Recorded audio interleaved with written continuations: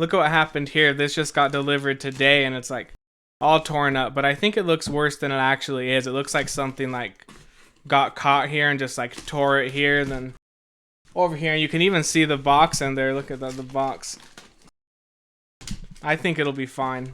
Maybe a little crease or something in it. And yeah, I'm just gonna open it from the bottom since it's already torn open there.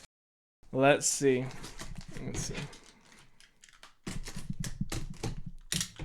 Alright.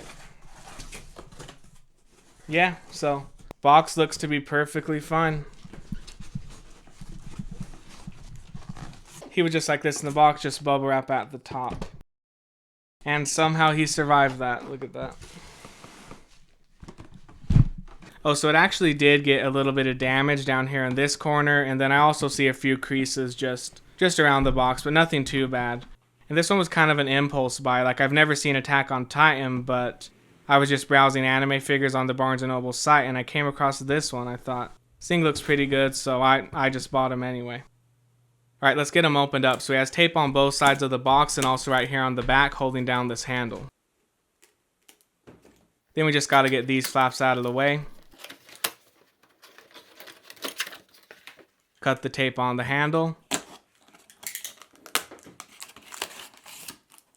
And here's the final flap. So this one's kind of connected to this inside. You can see he's like inside of a cardboard shell. So I'm just going to pull that all the way out. And yeah, I probably could have just pulled the figure itself out, but I just felt like doing it like this.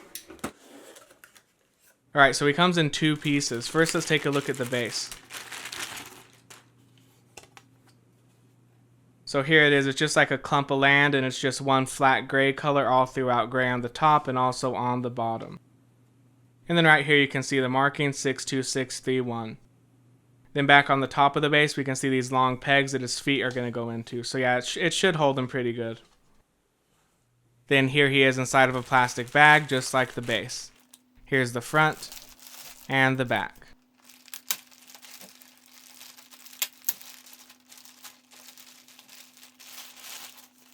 Then he has a layer of bubble wrap here around the chest and a few more around the head. So this one comes off pretty easily, just like this.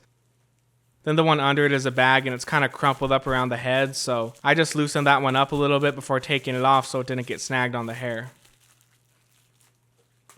And here he is. Look at that. I think he looks great already. Look at those teeth, the eyes, all the muscles. And we're going to be taking a closer look at all these details in a second, but first let's see if he can stand up without the base. Alright, so he looks to be standing up just fine, but how stable is he? Okay, didn't fall over that time. And there he goes. Let's try again from the side. Alright, survived it again. And there he goes. So yeah, it doesn't take much to knock this one over. But before we get him onto the base, let's take a look at his weight and measurements as he is right now. So the weight of only the figure itself is 1 pound 9 ounces. As for his measurements, the width is 23.5 centimeters, height is 30 centimeters, and the depth is 11 centimeters. And now it's time to get him onto the base. So right here we can see he has 2 holes in his feet, and those go right onto the 2 pegs on the base. And let's see how stable he is now that he's connected to it.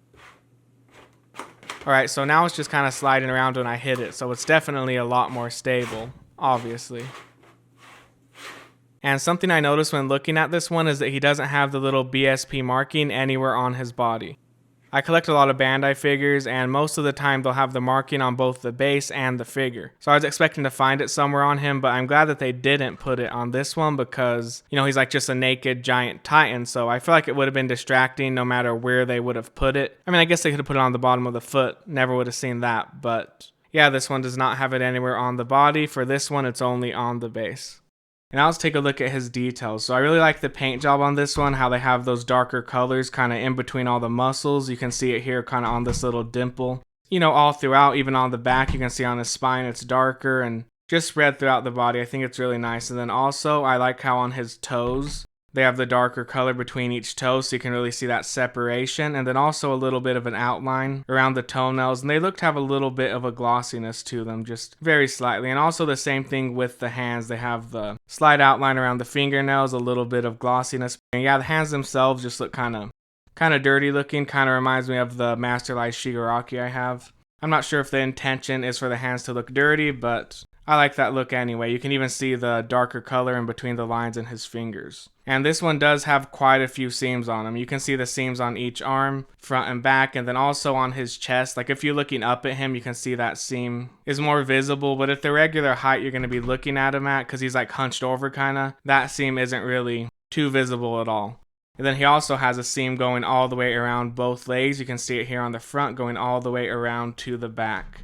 And yeah, the back I would say is where the seams are the most distracting, like where they're coming down on the legs back here. And especially up here on the back, you can see it like going down in this weird shape. But you know, I still think this is a really great figure. Now let's look at my favorite part, which is the face. Look at that. So I just love how they did the teeth on this one. They're like really well done. You can see the darker color outlining each tooth, so you can see the separation between the teeth. They look really nice. And then also inside the mouth is just full of detail. You can see the tongue, the back of the mouth, and also the roof of it. There's just detail everywhere in there. And those green eyes look nice with those dark circles around them. And I really like this view here from the side. You can see like his eye peeking out and just that profile shot, the chin coming out, all the teeth, the sharp looking nose, and his kind of elf looking goblin ears. Just a really good look. I love it. And then let's look at the other side. Kind of the same thing. I like both sides. Think he looks really great. And also just the straight on view. And I like the sculpt of the hair also. You can like see some motion in it. So there's the back of the hair from the top. So yeah, I'm really happy with this one. They're actually releasing a variant of it in a few months. Like I'm recording this in February 2025, and yeah, a few months from now they're releasing another one, but it has shorter hair, and I think the base is a little bit of a different color. So those are the only differences as far as I can tell. But yeah, let's get the weight and measurements of him now on the base. So the width is 25 centimeters, the height is 31 centimeters, and the depth is 12.2 centimeters. And he weighs 1 pound 12 ounces.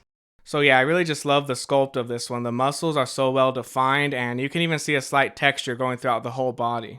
And now let's do some size comparisons. So here he is with the Masterlight Extra Uvogen, the Grand Line Series Egghead, Nami, and Sanji, the Masterlight Shigaraki, the Figure Art Zero Gear 5 Giant Luffy, the Masterlight Extra Endeavor, the Artifacts J Dark Deku, the first 4 figures Urbosa, the W Dragon Godzilla 2000, and the Sophics Zod.